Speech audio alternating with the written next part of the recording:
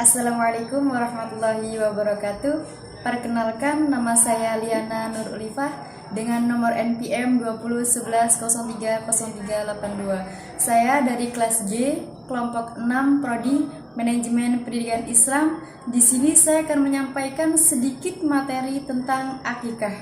Pasti masih banyak yang bertanya-tanya, apa sih akikah itu? Apa sih hikmah akikah? Apa hukum akikah? Kalau masih bingung, langsung saja ke materi. Oke, kita langsung saja ke materi yang pertama, yaitu pengertian akikah. Pengertian akikah menurut bahasa, akikah berarti menyembelih atau memotong. Sedangkan menurut istilah, akikah adalah menyembelih hewan sebagai rasa syukur kepada Allah atas kelahiran anak. Penyembelihan hewan akikah ini disertai dengan pencukuran rambut anak dan pemberian nama, jika dilaksanakan sebelum diberikan nama. Akikah hukumnya sunnah bagi orang tua. Hal ini sesuai dengan sebuah hadis Nabi Muhammad SAW.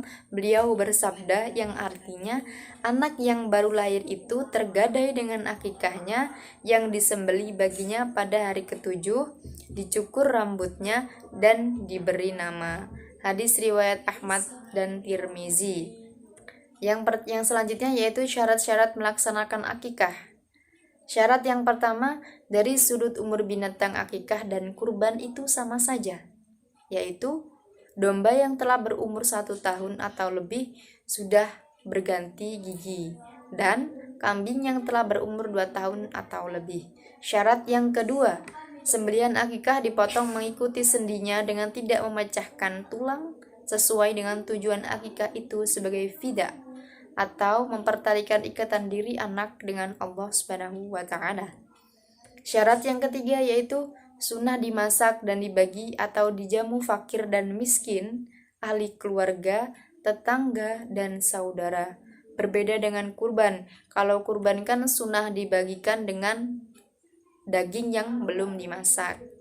Syarat yang keempat yaitu anak laki-laki disunahkan akikah dengan 2 ekor kambing dan 1 ekor kambing untuk anak perempuan, karena mengikuti sunnah Rasulullah Shallallahu Alaihi Wasallam. Yang selanjutnya yaitu waktu pelaksanaan akikah. Pelaksanaan akikah itu disunahkan pada hari yang ketujuh dari kelahiran. Ini berdasarkan sabda Nabi Muhammad SAW yang telah disebutkan di atas tadi. Dan bila tidak bisa melaksanakannya pada hari ketujuh, maka bisa dilaksanakan pada hari ke-14. Dan bila tidak bisa, maka pada hari ke-21. Ini berdasarkan hadis Abdullah ibnu Buraidah dari ayahnya, dari Nabi Muhammad SAW.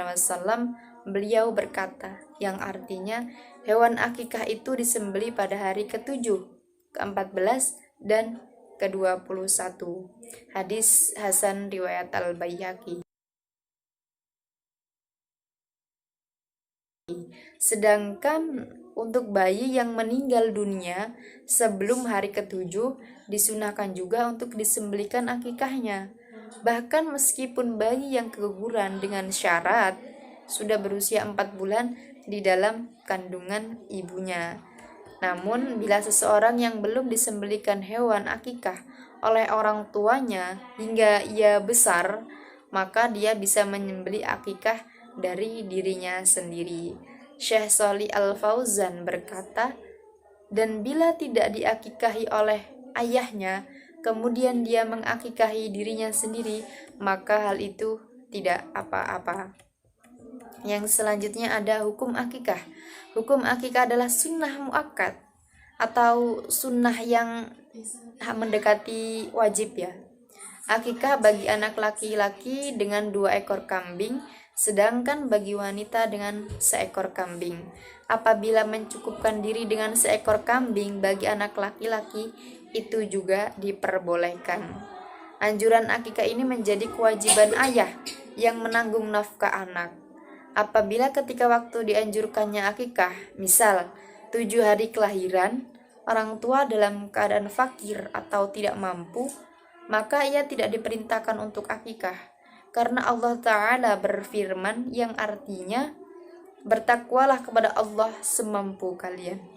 Al-Quran Surat At-Taghabun ayat 16. Yang selanjutnya yaitu hikmah akikah. Hikmah yang pertama, menghidupkan sunnah Nabi Shallallahu Alaihi Wasallam dalam meneladani Nabi Ibrahim alaihissalam tatkala Allah Subhanahu Wa Taala menebus putra Ibrahim yang tercinta Ismail alaihissalam. Hikmah yang kedua yaitu dalam akikah ini mengandung unsur perlindungan dari setan yang dapat mengganggu anak yang terlahir itu. Hikmah yang ketiga yaitu akikah merupakan tebusan hutang anak untuk memberikan syafaat bagi kedua orang tuanya kelak pada hari perhitungan. Hikmah yang keempat, akikah sebagai sarana menampakkan rasa gembira dan melaksanakan syariat Islam dan bertambahnya keturunan mukmin yang akan memperbanyak umat Rasulullah Shallallahu Alaihi Wasallam pada hari kiamat. Hikmah yang terakhir yaitu akikah memperkuat ukhuwah atau persaudaraan di antara masyarakat. Materi yang terakhir yaitu fungsi akikah. Fungsi yang pertama sebagai bukti rasa syukur orang tua kepada Allah Subhanahu wa taala atas nikmat yang diberikannya berupa anak. Fungsi yang kedua yaitu membiasakan bagi orang tua untuk berkorban demi kepentingan anaknya yang baru lahir. Fungsi yang ketiga sebagai penebus gadai anak dari Allah Subhanahu wa taala sehingga anak menjadi hak baginya dalam beramal dan beribadah. Fungsi yang keempat, hubungan dengan tetangga dan sanak kerabat lebih erat dengan adanya pembagian daging akikah.